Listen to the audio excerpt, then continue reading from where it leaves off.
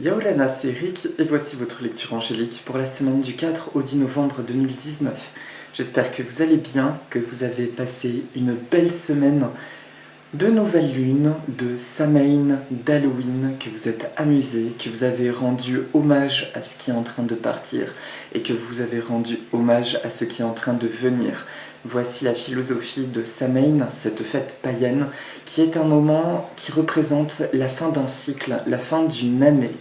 Voilà, dans le paganisme ancien et encore dans la Wicca aujourd'hui. Donc il s'agit vraiment d'une renaissance et nous sommes dans une période de nouveauté introduisant les influences de 2020 qui vont bientôt arriver. J'espère que vous vivez tout ça agréablement et surtout que vous commencez à voir des choses sympas se concrétiser, se manifester. Cette semaine, je vais travailler avec l'oracle de Dorine Virtue, les anges de l'amour, et pour la synthèse de la semaine, toujours de Dorine Virtue et Radley Valentine, le tarot des anges. Concernant la plante, nous allons parler du chlorophytum, celle que vous avez vue en introduction. Je vous en parlerai tout à l'heure pour la méditation, ainsi que le message qu'elle a à nous délivrer. Alors c'est parti, je vais tirer les cartes pour les 3 temps de la semaine. Je demande à toutes les sources d'amour et de lumière de l'univers de m'envoyer un message clair pour lundi et mardi. Merci de m'envoyer un message clair pour le milieu de semaine prochaine. Merci de m'envoyer un message clair pour le week-end prochain. Ok, c'est très drôle parce que là j'ai vu les cartes du coup. Alors, ça va parler d'amour. Amour, amour. Et pour la carte de synthèse de la semaine, le tarot des anges de Dorine Virtue. Hop. Merci toutes les sources d'amour et de lumière de l'univers de m'envoyer un message clair en synthèse de la semaine. Voilà, voilà. Alors, et je demande à recevoir l'inspiration des messages justes pour toutes les personnes qui regarderont cette vidéo. Alors, c'est parti. Pour le début de semaine prochaine, la carte qui ressort, c'est le mariage. Le mariage, alors c'est une carte qui dit plein de choses. Cette situation comporte un mariage, donc soit vous allez à un mariage et il y a une reconnexion profonde à quelque chose, soit vous allez peut-être bientôt vous marier ou avoir une demande en mariage, soit vous allez vous unir à quelqu'un, soit vous allez vous unir à vous-même. Donc là, ça fait plein de choses. Déjà, c'est intéressant, vous êtes en train de regarder cette vidéo, et c'est intéressant de regarder l'image et de vous demander tout de suite qu'est-ce que ça m'évoque. Parce que chacun va y recevoir un message spécifique. Alors, moi, il y a juste un petit détail, là, qui me chiffonne et qui m'amuse en même temps, c'est que cet oracle, bon, souvent les illustrations, je l'ai déjà dit par le passé, je les trouve un petit peu poussiéreuses pour, soi-disant, un oracle de l'amour. En même temps, les messages sont sympas. Cette image, il y a cette femme qui regarde le marié, qui lui est comme impassible. On se demande d'ailleurs si c'est son père pour le coup, ou si c'est le marié. En tout cas, elle regarde vers lui, mais lui ne regarde pas vers elle. Et c'est là-dessus en fait que ma guidance m'appelle en voyant cette carte cette semaine. C'est pas tant pour parler d'une union à quelque chose, c'est plutôt sur le fait de lâcher prise des choses qui ne nous répondent pas positivement. Vous voyez, c'est comme si elle veut se rassurer le jour J que son compagnon, il a bien envie de se marier avec elle. Elle a cette angoisse. Et c'est là-dessus qu'on travaille en début de semaine, c'est le fait de cesser de porter des jugements sur les choses ou des croyances sur les choses. La phrase que j'entends, c'est « ne vous fiez pas aux apparences en début de semaine ». Et surtout, comme le disent si bien les accords Toltec, n'en fais pas une affaire personnelle. Quoi qu'il se dise, quoi qu'il en soit, quels que soient les agissements de l'un ou de l'autre, n'en fais pas une affaire personnelle. Donc lundi, mardi, il y a un truc simplement à poser en nous, de réussir à être constamment centré en nous et de ne pas de ne pas mentaliser, pardon, et de ne pas interpréter surtout ce qu'on peut voir ou ce qu'on peut entendre. Et une fois ce stade passé, là, il y a une plus grande union. Et c'est là que le tirage redevient général, c'est que en dépassant les apparences, ça peut être sentimental par exemple, ça peut être une histoire, vous voyez quelqu'un, vous avez l'impression que la personne est en couple, ou qu'elle est occupée, ou qu'elle n'a pas envie d'être en couple, et vous vous arrêtez à là, alors que peut-être que cette personne a bel et bien envie de construire quelque chose avec vous, mais vous ne le voyez pas en raison d'une interprétation. Exemple clos. D'accord? C'est ce genre de choses. On ne se fie pas aux apparences pour laisser place à une nouvelle opportunité. Parce que pour le début de semaine, j'entends qu'il y a vraiment une notion de nouvelle opportunité. Il y a quelque chose qui demande à se concrétiser. J'en profite aussi pour remercier la page Le Monde s'éveille grâce à vous pour ces derniers posts qui m'ont beaucoup touché, beaucoup plu, et notamment un qui disait en gros de ne pas se fier à ce que les gens pensent de nous, parce que les meilleurs, comment dire, les personnes qui ne nous jugeront pas sont celles qui comptent. Voilà. Faites en sorte que les personnes qui vous jugent ne comptent pas, puisque celles qui comptent vous accepteront telles que vous êtes. Donc début de semaine, on lâche prise, on regarde là où on a encore tendance à faire des interprétations, tout simplement où peuvent se loger encore des peurs. On remercie, on identifie, on peut faire un ho'oponopono et on bénit hors de sa vie. Pour laisser place, je vous dis, à quelque chose qui est derrière la porte, qui demande à se manifester. Voilà pour le début de semaine. Quoi qu'il en soit, je n'en fais pas une affaire personnelle, je m'aime de la tête aux pieds, et je vis dans l'acceptation et le ressenti. Voilà.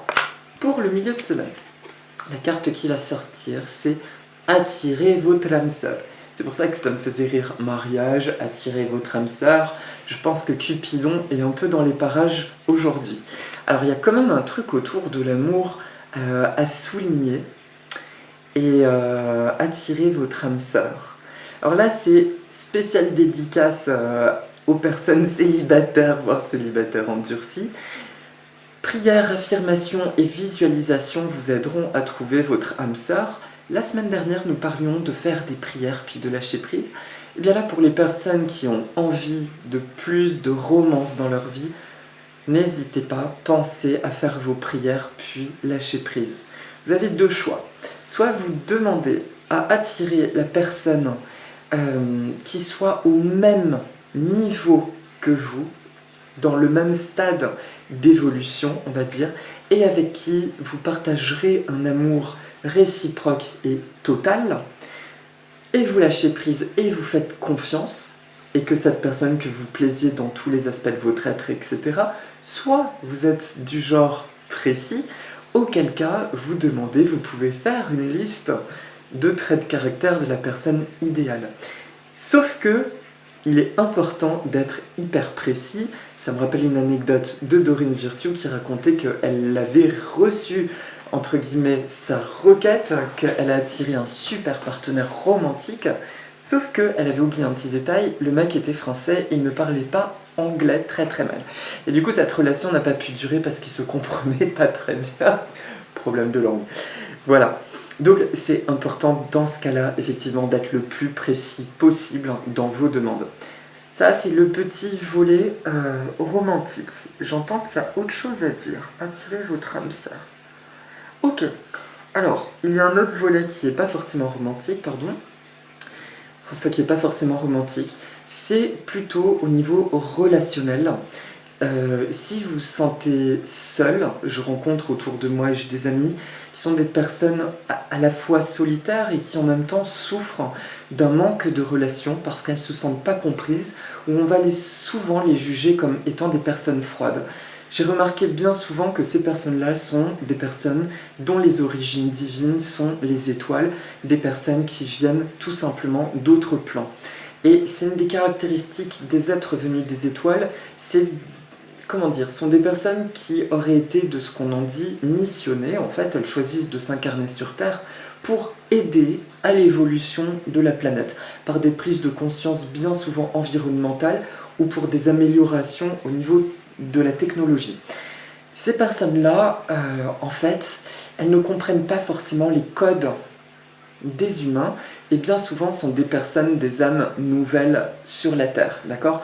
Donc, de ce qu'on en dit, ces personnes-là, Et ce que je dis lors des consultations à ces personnes, c'est de demander à la vie tout simplement d'attirer des personnes comme elles.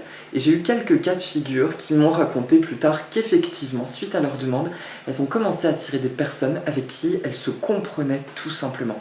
Donc, il ne s'agit pas, là je vous parle de ma vision des choses, hein. Je crois en ça, c'est mon regard. Maintenant, au-delà de ça, quoi qu'il en soit, si vous souffrez de cette forme de solitude, demandez à attirer des personnes avec qui vous pourrez vous comprendre plutôt que de nourrir cette sphère de solitude. Ça, c'était le deuxième point. Et le troisième point, attirez votre âme sœur. Il y a aussi la notion d'idéal, parce que quand nous parlons d'âme sœur, avant les histoires de flammes jumelles et tout ça, dans ma génération, quand j'étais ado, enfant, quand on parlait de trouver son âme sœur, on parlait d'un idéal, voire sentimental. On ne parlait pas d'âme sœur en titre amoureux.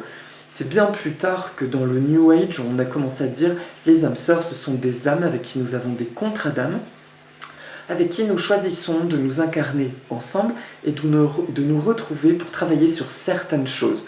Mais une fois que nous avons travaillé ces certaines choses, il n'est pas dit que la relation va durer.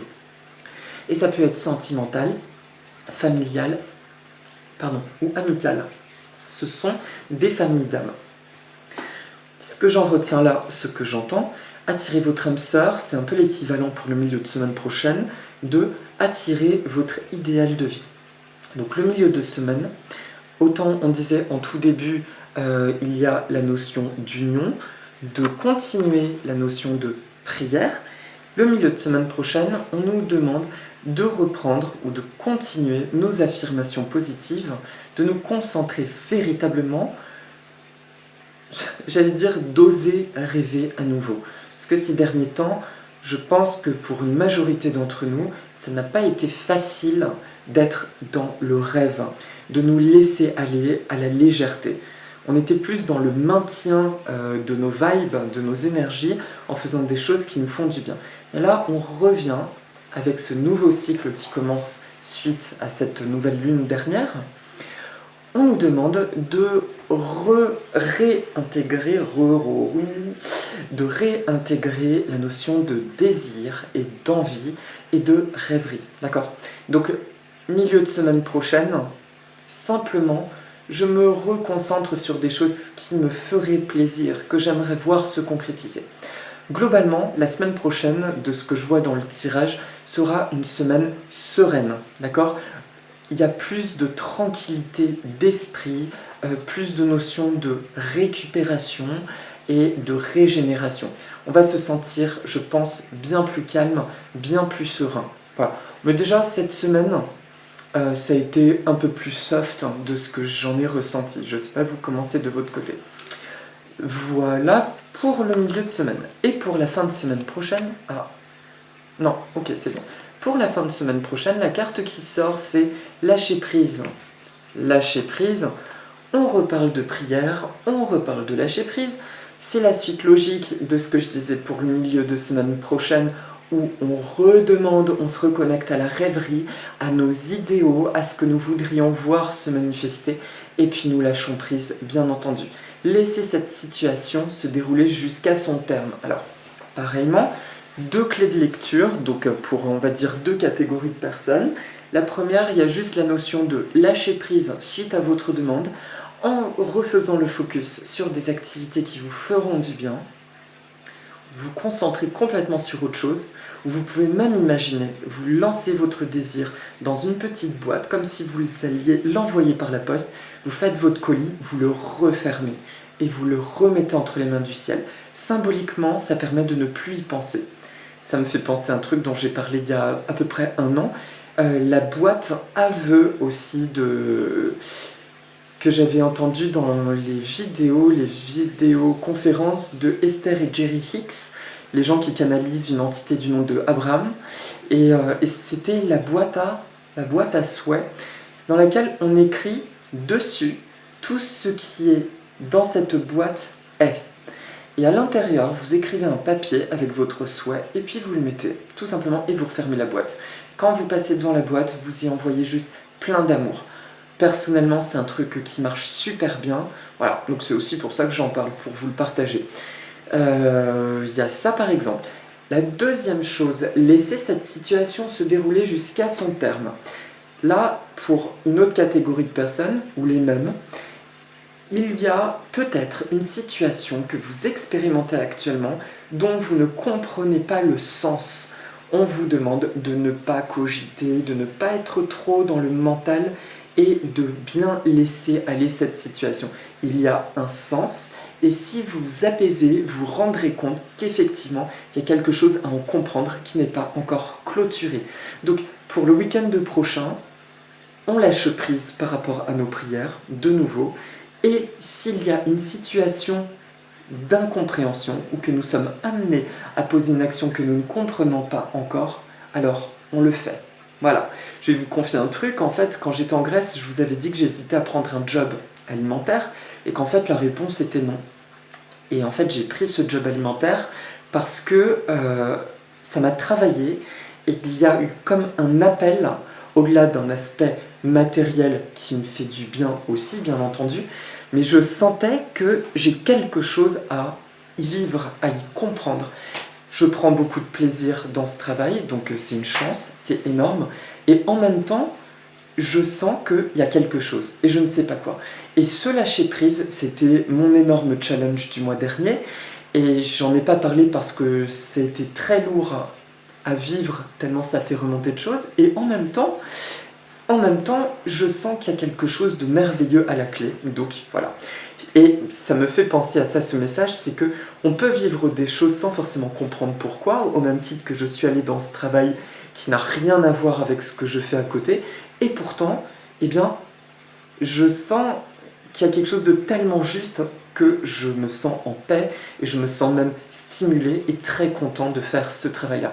Voilà, donc c'est ça qu'on nous demande pour le week-end prochain. Faites confiance, il se passe tellement de choses actuellement que même si nous ne comprenons pas encore, ce qui est important actuellement, c'est le ressenti. Si je sens en moi que je suis sur mon droit chemin, tout va bien.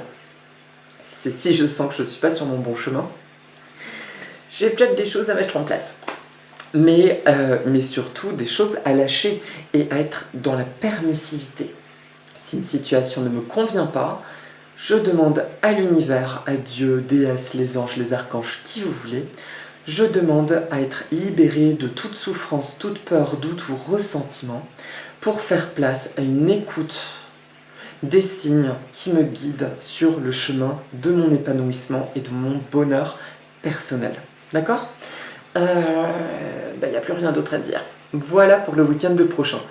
Le suspens ou le lâcher-prise, quoi qu'il en soit, faites confiance. Il y a vraiment un sens à tout. Et d'ici la fin d'année, là, même à partir de maintenant, ça peut bouger énormément pour certains d'entre nous. Des dénouements soudains de situations. Ça, je le disais déjà la semaine dernière. On est vraiment dans cette vibration. Ce que nous avons à faire, c'est de ne pas être dans le mental, mais dans le ressenti du cœur. Ça en devient presque physique. Je ne sais pas comment vous le vivez, moi personnellement, alors que j'ai tendance à beaucoup cogiter ces derniers temps. Dès que je commence à cogiter, ça part tout de suite en lourdeur dans le crâne, comme pour m'empêcher en fait de trop penser et être dans l'instant présent, vivre chaque seconde pleinement et ce qui s'y passe. Voilà pour les 3 temps de la semaine. Et pour la carte de synthèse de la semaine, la carte qui sort, c'est le 7 d'eau. Nous sommes dans l'élément eau, dans l'élément des émotions. Donc une décision complexe, nécessité d'effectuer des recherches, cesser de procrastiner. Alors là, la procrastination, ouais, bon, cette carte, je la trouve un petit peu... Je vais quand même regarder ce qu'ils disent dans le livret. Alors... Terre, eau, tiens, il y a le petit aquarium là qui s'allume. Faire face à une surabondance de choix, confusion, fantasme, laisser libre cours à son imagination, dépendance. Voilà, ce sont les autres interprétations possibles. Alors, cette carte, elle parle d'un équilibre, d'une balance en fait, notamment par rapport à ce que je viens de vous dire pour la fin de semaine, je vis quelque chose que je n'ai pas forcément envie peut-être de faire, en même temps je sens que c'est bon pour moi, ou je ne sais pas si je dois décider de ci ou de ça. Cette semaine, donc cette carte vient appuyer le fait sur toute la semaine que là où vous tergiversez, prenez une décision. Faites confiance, quels que soient vos choix, vous êtes accompagnés, nous sommes accompagnés. Il faut considérer, il est bien de considérer ces différents choix, non pas comme une difficulté, mais comme une opportunité. C'est plutôt la richesse de toutes nos facettes qui émergent. Et donc forcément, nous avons plusieurs cordes à nos arcs, plusieurs possibilités. D'ailleurs, au même titre que mon petit travail là que j'ai pris est très terre à terre. En fait, je travaille avec les plantes, je vends des plantes. Et en soi, c'est terre à terre, vendre des plantes. Et pourtant, comment dire, il y a quelque chose de beaucoup plus terrestre.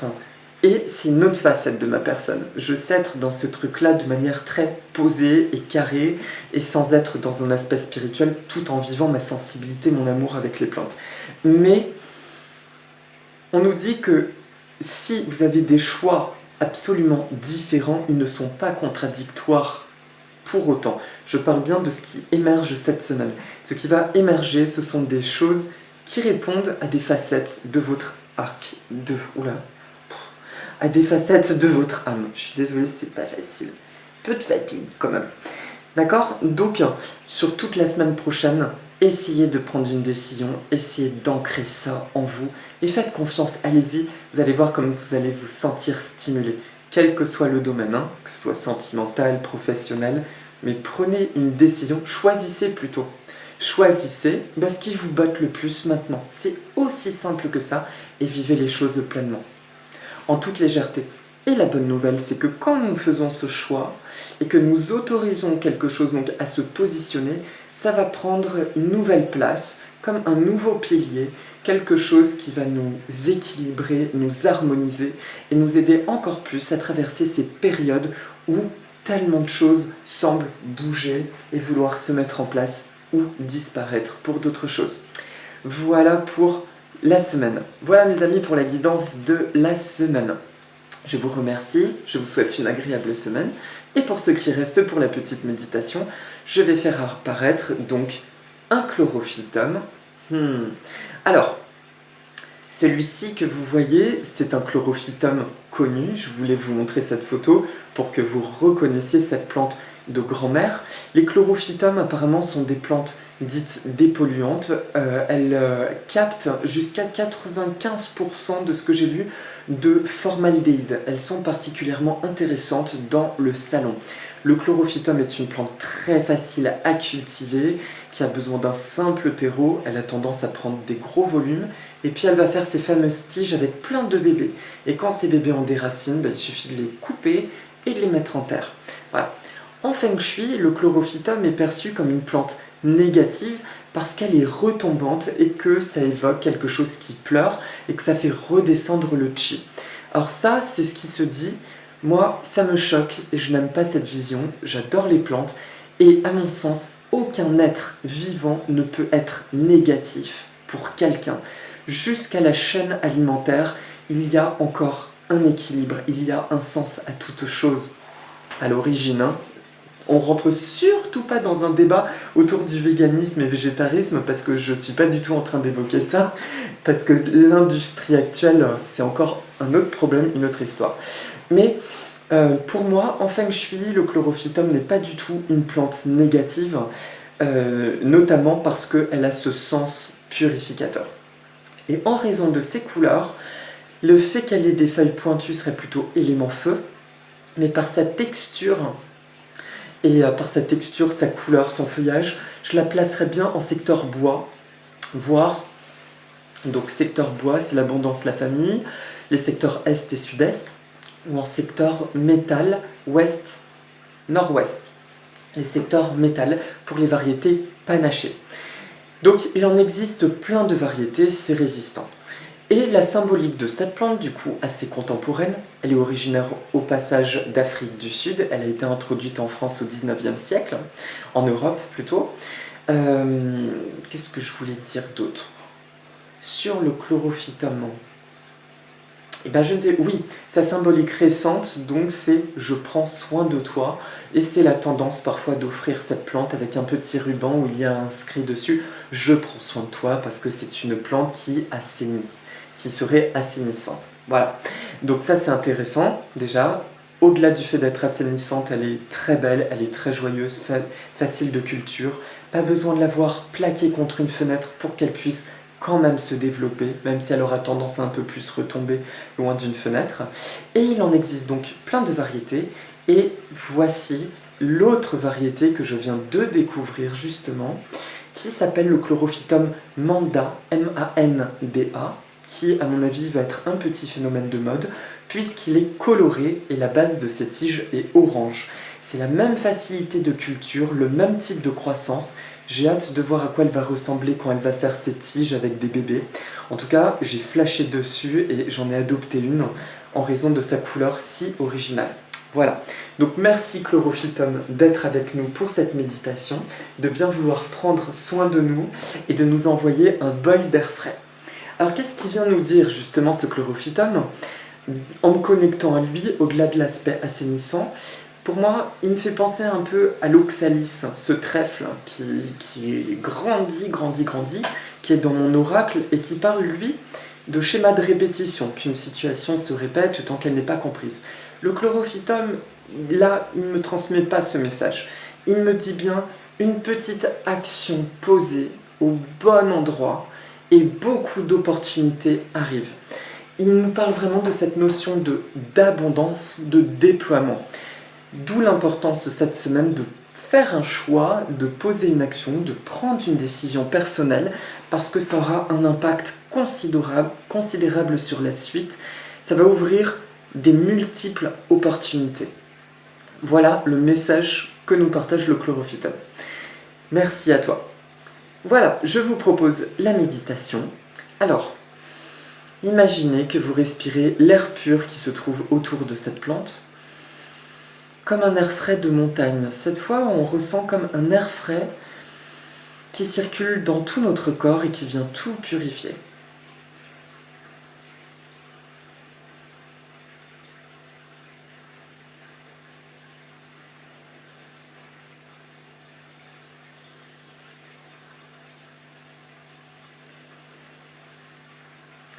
Il est facile pour moi de prier pour ce que je désire.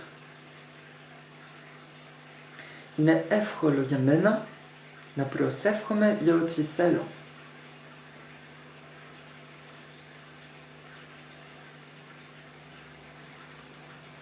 Je découvre des aspects nouveaux de mon être et je les laisse s'exprimer dans ma vie.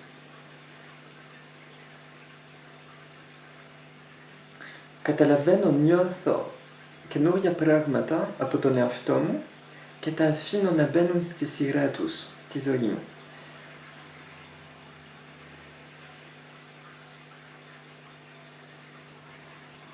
Je suis en parfaite sécurité alors que j'effectue des changements dans ma vie. Estanomem yamegalie asfalia tora pualazo orismena pragmata stizoimo.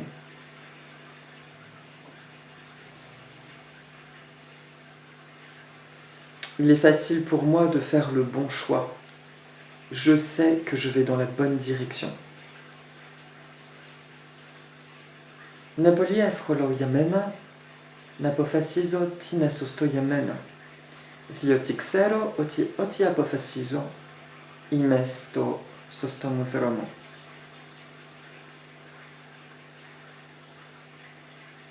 Je m'épanouis à mesure que je lâche prise. Niatho iperucha,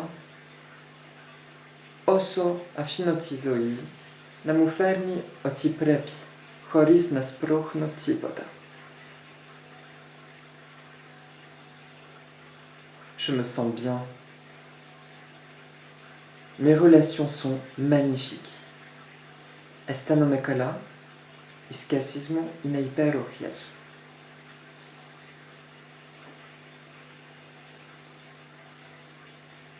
Ce que je désire est très limpide pour moi.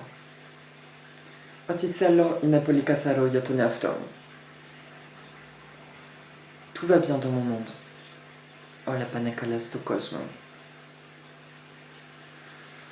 Je me sens léger, je me sens bien dans mon corps et j'ai l'esprit reposé. Astanome la fros, astanome kalastos somamu, ketopnavmamu ina iremos, kexekuras menos, xekurastos. Merci pour cette très belle semaine que je vais vivre.